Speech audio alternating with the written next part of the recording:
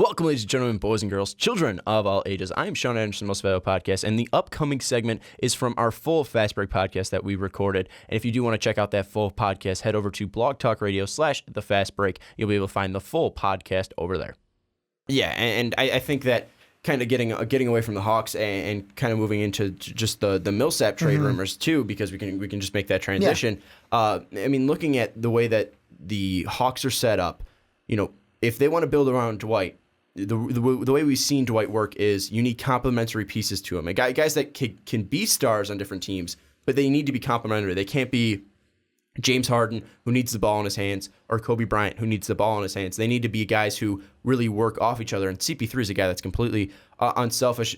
Obviously Dennis Schroeder is a guy that's unselfish as well. So that's why those players work so well. JJ Redick doesn't need the ball in his hands. So I'm just looking at players that fit well. So if the Hawks do trade Paul Millsap, and teams that are being thrown out there are teams like the Raptors that would improve their standing in the East too. It might be weird to kind of think that they would trade him to an inter-conference rival. Another team that's thrown out there is the Nuggets, just because they do have so many assets. And finally, the Thunder too, because you need to give Westbrook some help. Looking at Millsap, should the Hawks trade Millsap? And then following up, where should they trade him to if you say yes? Well, the only way the Hawks should trade Millsap is if you are looking to get his contract off the books, because it's a twofold situation for me. A, if he's going to accept his player option, do you want to take his $20-some million contract?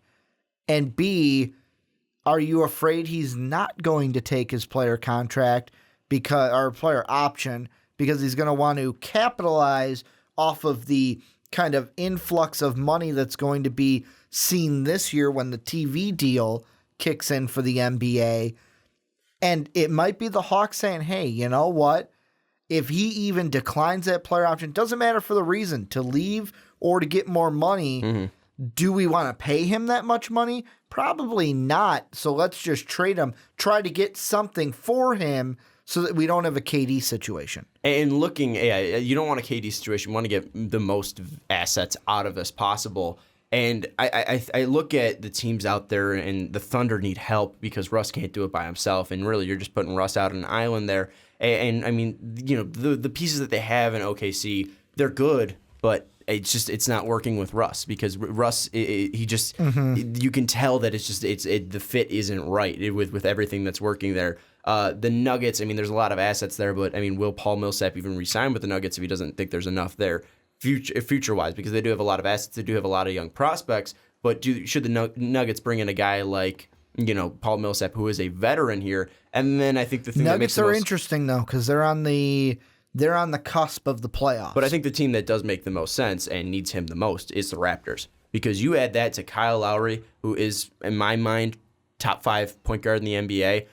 Then you add that to DeMar DeRozan, who has a ridiculous mid-range game and is a great scorer. And then you add a guy like Millsap, who can rebound and score. And Valanciunas doesn't need to really be that third option there. He can be a fourth option that's really good for you. He doesn't. I don't really see Valanciunas as a guy, in that kind of, if you're putting it together like the threesome's the wrong word, but the trifecta of your best players.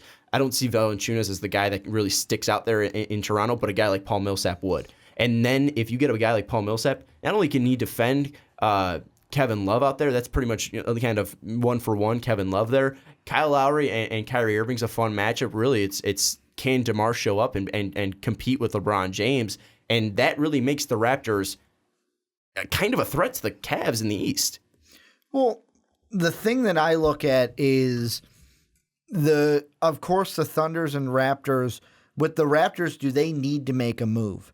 Because, I know you say, with Valanciunas, if he goes down again like he did last year, they don't have But even at the power forward position, they need help at the power forward position. I think it's one of those things where the Raptors, I don't think, will make this move, because it comes down to what are they going to give up. I'm looking at two things right now, two articles that I'm looking at. One from the Oregon, where they're saying that they're saying that should the Trailblazers go after Millsap, because we've even mentioned it. We mentioned it in our West contenders. They need help down low. But an interesting team, that this is from NBC Sports, their pro basketball talk, that I was like, really? There's a report that they're interested? The Pelicans. Really? The Pelicans are interested. The other teams I saw were Wizards and Jazz as well. From what NBC Sports said, reportedly interested, we have the Raptors, Nuggets, Kings, Sixers.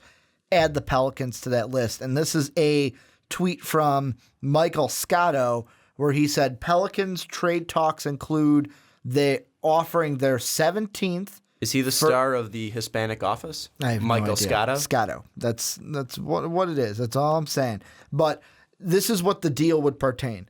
This year's first-round pick, which is protected, Philly's second-rounder this year that they got in the Ish deal, and then salary fillers. The other team that was thrown out, too, is the Jazz. And the Jazz might be an interesting option, too, because Millsap did play for the Jazz in part of his career. So he's going back there. And really the trade that was thrown out on, I believe it was SI.com, was Paul Millsap for Derek Favors.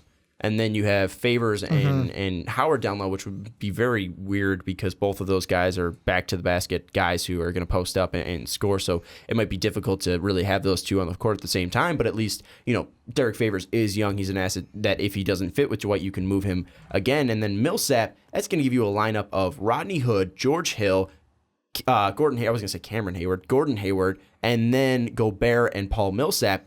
That's a team that's dangerous. And that's a team that, you can pretty much say, hey, Gordon Hayward, hey, buddy, you want to re-sign with us? Hey, look, we just brought in Paul Millsap. That's a team that's dangerous. And I think that the Jazz... Here's the thing with Millsap, and this is any team coming in.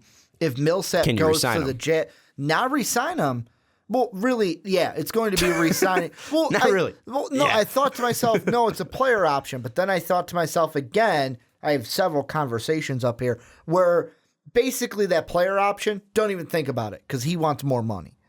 Any player would be stupid not to decline that player option to get the maximum amount of money that you would get with the new money that's coming in that next surge. Because right now, I'm playing with the trade machine. Basically, that's what I've been doing while Sean's been talking. I'll be honest, the Pelicans haven't been able to work out a deal. I don't know where this filler is going to come with, because I don't think they trade both Tyreek Evans and Drew Holiday in that deal, which is their biggest one-year salaries. If I look at the Jazz, you said, give me those names again. You said Derek Favors. It's Derek Favors for Millsap, straight up. For straight... I don't think that would work.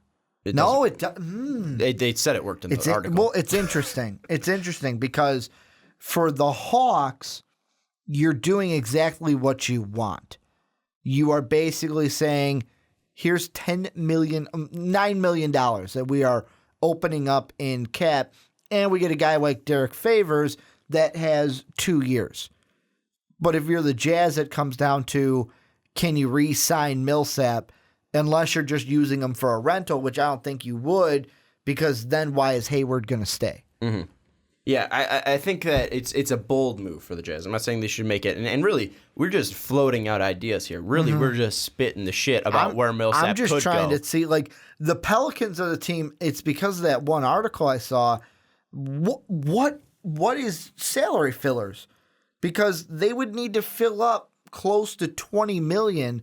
Would you give up Tyreek and Drew Holiday with these 2 picks for Millsap? The NBA is weird. You can fix something. I mean, it's the trade machine won't let you do it, but I think there's something where there's cap exceptions. I'm just saying, like just money wise, you gotta come close. And that's the thing. I don't think that even the Pelicans, that makes a lot of sense for them to go Millsap and Davis. Who's going to handle the ball if you get rid of Drew Holiday? I just think that's why I would say Tyreek would be the movable one. The thing with the Hawks is you kind of have a feeling, like we talked about earlier, that they want to go to a team that is pretty much centered around Dwight. So you're going to have Dwight as your star, as your center here, and that means moving Millsap out.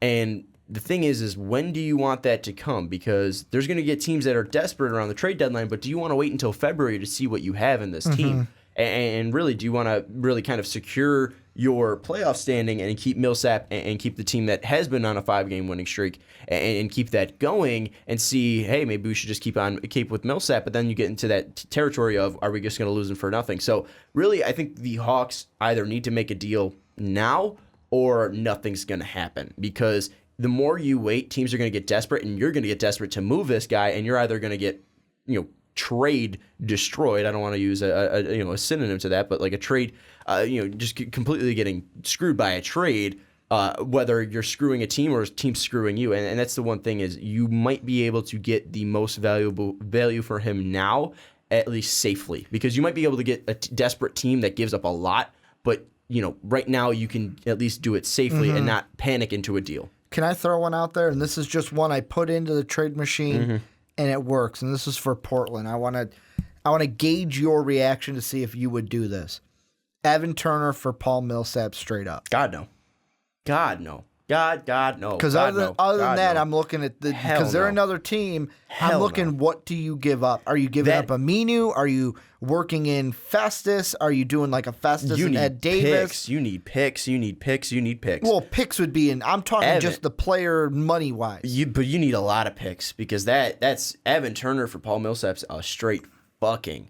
That's the trade that I'm saying. If you rush into, you're getting screwed up. And the Trailblazers are a team we talk about every time we talk about them, is they need a big guy. And I mean, if you're going to then trade, I'm going to just see right now if Ed Davis for Festus Ezeli would work. No, money-wise it doesn't work. One thing you got to realize too, Alan Crabb, it could possibly be put into that deal. And he is a shooter. No, it expires the 17th, so you can't put him. Does it? Because the 14th. I'm sorry. Because this is right now. I mean, yeah, okay. It does say June 19th is when the offer match for Brooklyn.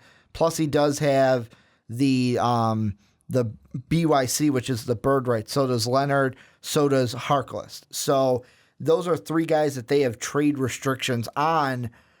I think that the Jazz or the Raptors might be the best fit, because they might have enough to, Derek Favors for Millsap straight up, that's accommodating the need, but those two teams can accommodate the trade is what I'm saying. I think if any team's going to do it, it's going to be the Toronto Raptors, and I think that, I don't know how likely this deal is, but I think if they are able to pull it off and they're able to get it done, and I think the Hawks have to move them, because I don't think they're going to re-sign him. And I don't know exactly what they would move for him, because really, if you're looking at the Raptors, you gotta, and this is why I'm not a GM. You basically look at the 1-year contract. You gotta keep DeMar DeRozan. You gotta keep Kyle Lowry. You gotta keep DeMar Carroll. You gotta keep Valanciunas. I think Corey Joseph's a keep. So Sullinger's out there. Terrence Ross is possibly out there, even though he's playing fantastically. I would say Patrick Patterson, because really, if you're getting rid of Patterson, then you are replacing him with Millsap. So I think, if anything, it might be a Ross Patterson for Millsap deal. But it's going to be difficult, and it's going to be interesting to see. Don't forget to tell us what you think down in the comments below. Where do you think Paul Millsap will go? And do you think the Atlanta Hawks should trade Paul Millsap? But let's move on to our Ross final. Patterson would work. I know it does. I did the trade machine. Come on, man. I'm a professional I didn't know you had it up. I'm a professional here, man. But anyways, thank you. Oh, shit. It's just one of our videos scared me a little bit. Don't forget to check out that one. And also don't forget to check out patreon.com/mostvaluablepodcast. But thank you so much for watching. We'll see you next time.